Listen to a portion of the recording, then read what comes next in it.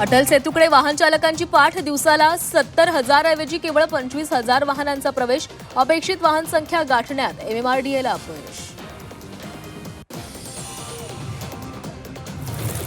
आर्थिक वर्षाच्या अखेरीस निधीसाठी धावाधाव, 2 दिवसात 500हून अधिक शासन निर्णय जारी. 10वी-12वीच्या मुलांना गुणपत्रिका आणि प्रमाणपत्र एकत्रित मिळणार. शालेय शिक्षण विभागाचा मोठा निर्णय. गुणपत्रिकावरील नाव लिहिण्याची पद्धतही बदलणार.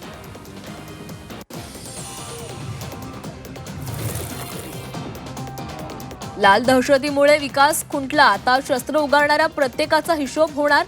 लोकसभेतून गृहमंत्री अमित शहांचा नक्षलवाद्यांना इशारा.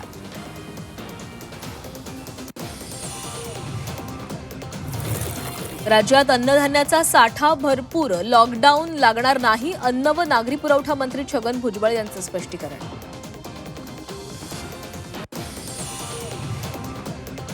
आखाती युद्धाचा शेती क्षेत्राला चांगलाच फटका. डिझेलच्या तुटवड्याअभावी शेतीमालाच्या मळणीच्या दरामध्ये वाढ. हार्वेस्टर चालकांची डिझेलसाठी धावाधाव.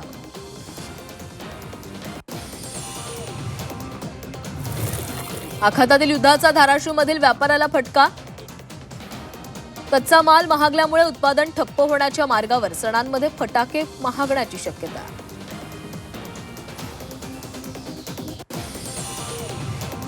लातूरच्या औसातील आशिवगाव ठरलं गेम चेंजर.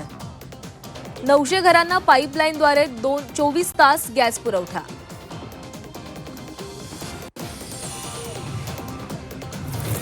सर्वत्र पेट्रोल टंचाईची अफवा. अफवेमुळे उल्हासनगरमध्ये पेट्रोल चोरीच्या घटनेमध्ये वाढ.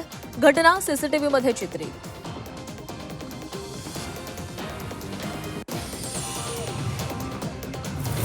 अकोला महापालिकेच्या अर्थसंकल्पीय सर्वसाधारण सभेमध्ये गोंधळ. विरोधी पक्षातील 14 नगरसेवकांवर महापौरांची 3 सभांसाठी निलंबनाची कारवाई.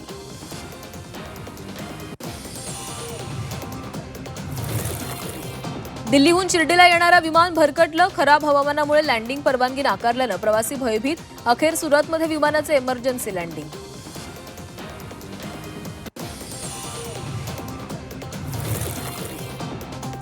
पुण्यातील विजय मेडिकल कॉलेज परिसरात अखिल भारतीय विद्यार्थी परिषदेचं आंदोलन. विविध मागण्यांसाठी भर पावसात विद्यार्थी संघटना आक्रमक.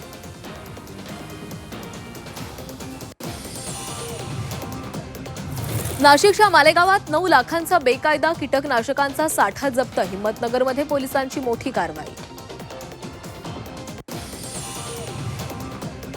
नाशिकच्या दिंडोरी वनपरिक्षेत्रात बिबट्याचे 3 बछडे आढळले. 3 पैकी 1 बछडा पांढऱ्या रंगाचा. महाराष्ट्रात पांढऱ्या बिबट्याची पहिली नोंद.